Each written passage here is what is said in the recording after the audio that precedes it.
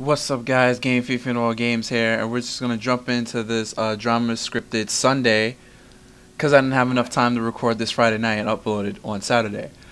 The way Raw starts off is John Laurinaitis comes out knowing that he might as well be fired tonight. Last Monday might have been his last Monday night on Raw.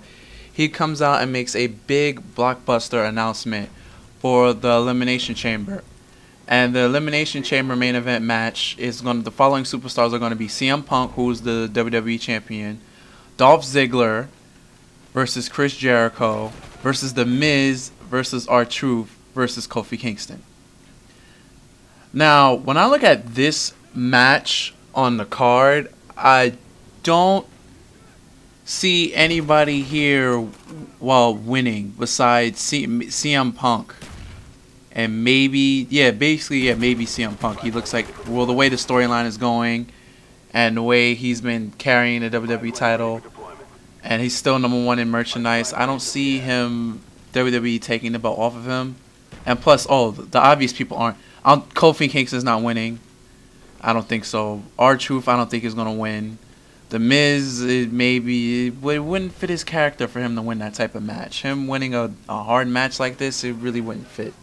Chris Jericho, yes, only because during the best match on the card, Daniel Bryan versus CM Punk, he interfered in that match and started pounding away on CM Punk. So Chris Jericho, yes, a maybe for Punk to use his rematch clause at WrestleMania, and then you have the best at what he does versus the best in the world.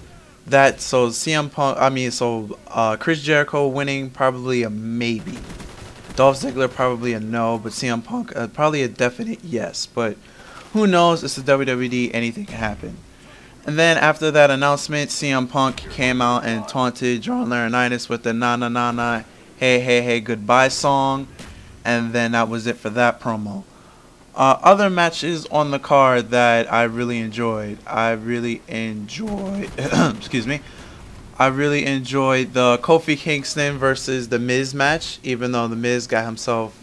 No, The Miz lost clean. Yeah, he got hit with the Trouble in Paradise. And Kofi Kingston picked up the 1, 2, 3. I'm actually surprised that WWE's finally giving Kofi Kingston a push for a chance. Like, he's always got his first push 3 years ago was held back due to Randy Orton, because Randy Orton thought Kofi Kingston tried to hurt him in a match, and then he stopped his push. But I was actually surprised at this match. This match was very entertaining. It was a very well wrestled round match between both competitors, and the fact that Kofi Kingston won with the Trouble in Paradise, that was pretty awesome. The best match on the card, hands down, was Daniel Bryan versus CM Punk. These two have wrestled on every stage I think you could possibly think of in the wrestling world. I think they've wrestled each other in the Indies. I think they wrestled each other on ROH, and this is their second match in WWE.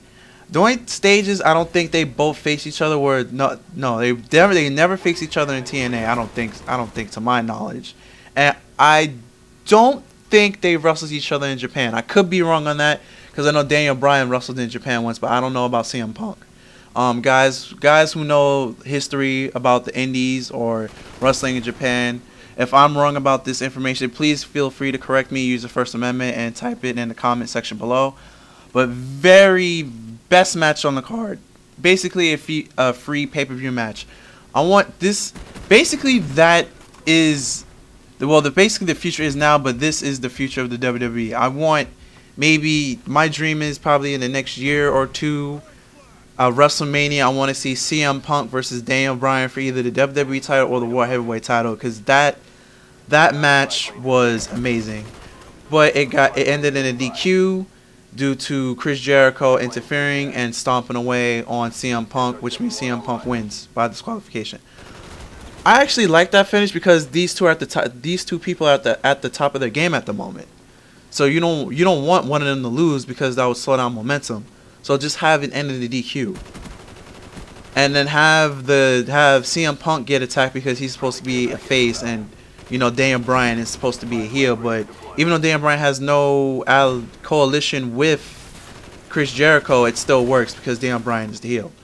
But I actually like that. I actually like the way I like the finish. I like the whole match. Yo, go on YouTube and just look up this match. It's great. That is, you know how every match I recommend, that is the drama scripted Sunday/Saturday match recommend of the week. Go YouTube that match. Daniel Bryan versus CM Punk Raw.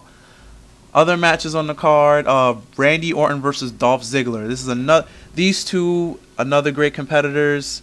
Dolph keeps this match from being boring because, in my opinion, I find Randy Orton to be a very boring wrestler. He needs to be in there with like great sellers. Like example, like he needs to be in there with CM Punk. CM Punk versus Randy Orton. That wouldn't be a boring match. Dolph Ziggler versus Randy Orton. Keep people in there like Dolph Ziggler. That wouldn't be a boring match. But matches like, Christian versus Randy Orton. It seems Randy Orton needs to be paired with somebody better than him, wrestling skill wise, for the match to be entertaining. In my opinion, I don't know. You guys could feel free to leave your thoughts about Randy Orton's wrestling skills and blah, blah, blah. I feel that he's boring.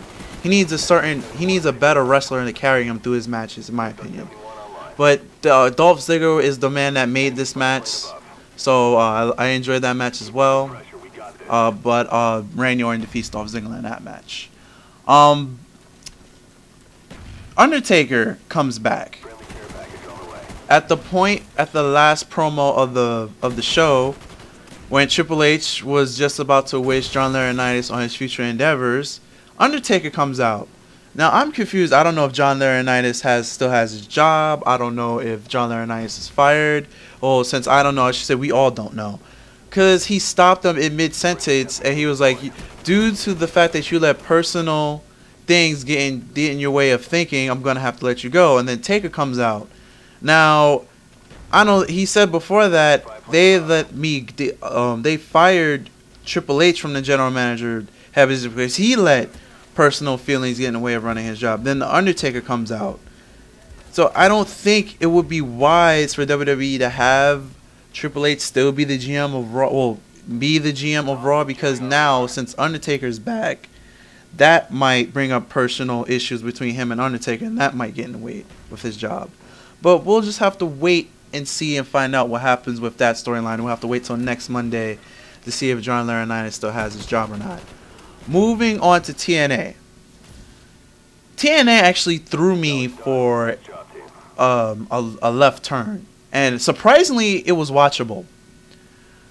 The match, first off, they're in UK, and they start off talking about how they beat up Jeff Hardy at the end of last Impact show. Reason for that, and well, I'll get to the reason for that in the unscripted stuff of the wrestling entertainment. But moving on, Sting comes out, and at Against All Odds, instead of it being a triple threat match, it's a fatal four-way.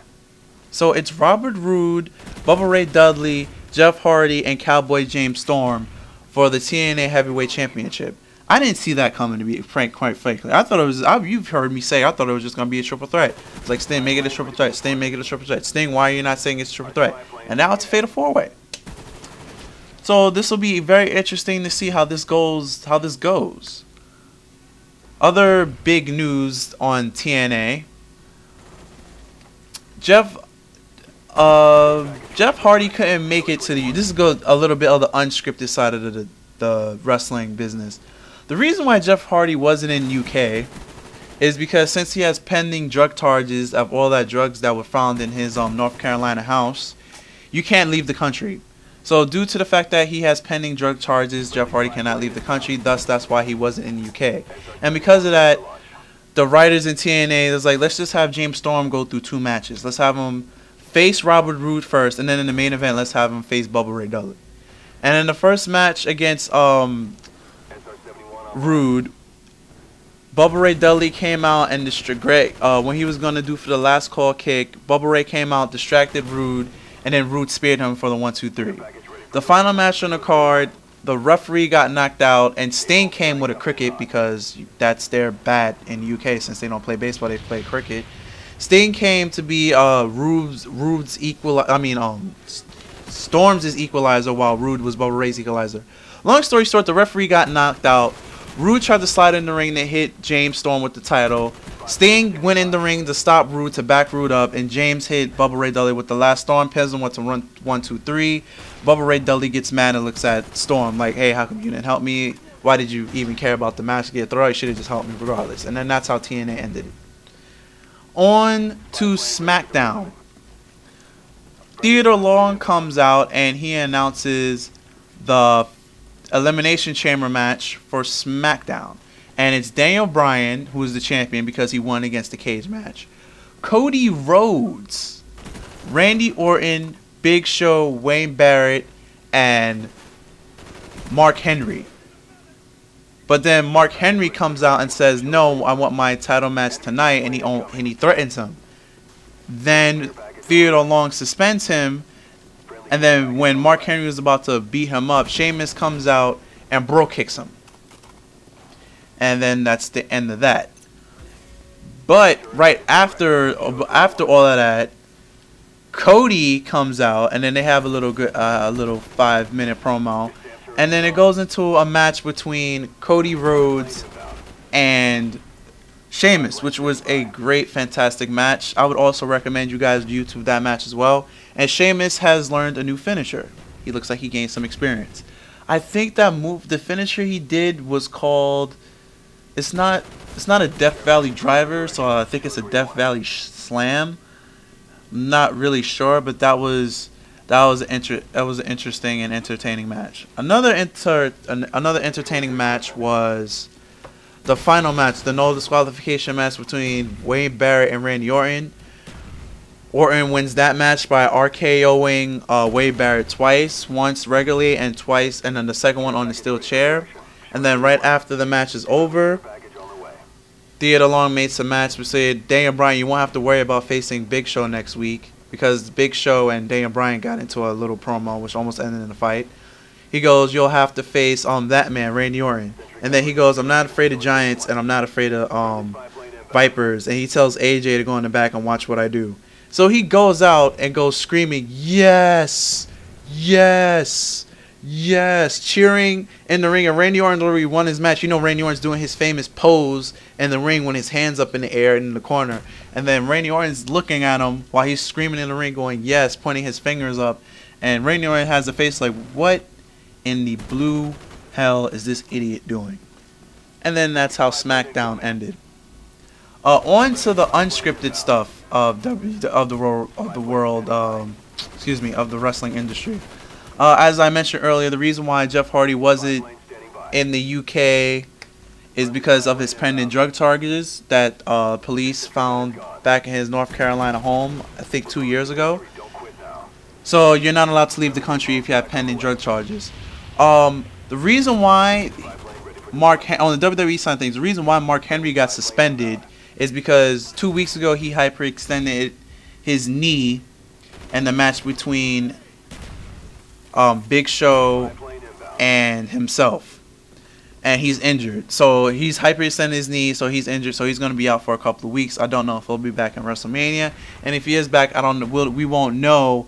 Will WWE have anything for him, because storylines will be greatly in detail, and we don't know if there's probably going to be anywhere to put him. So yeah, that's going to wrap it up for this week's Drama Unscripted Saturdays. Remember, this is the only wrestling discussion talk show where you get my thoughts and opinions and what the past stuff that happened in the TV wrestling industry, and you get gameplay, exciting gameplay in the background. Well, I'm Game Fiend of all games, guys, and I'm out of here, guys. Later. Peace.